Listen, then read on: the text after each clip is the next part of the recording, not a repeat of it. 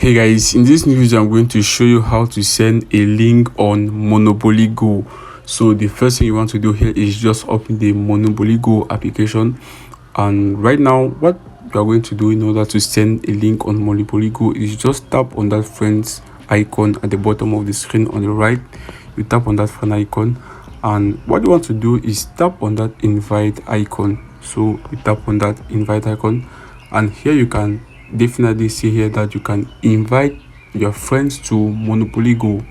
So if you want to invite your friend to a link, okay, if you want to send a link to your friends on Monopoly Go, you just tap on that invite button, and you can definitely see that a link has been generated for me, which is s.scope.ly. You can definitely see that at the top of your screen.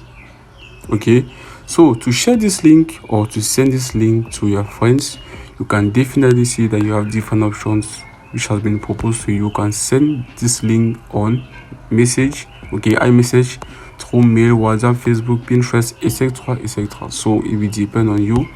If you wish to send this link through iMessage, you can just tap on that iMessage icon, and you will definitely see that you can choose to who you want to send this link to.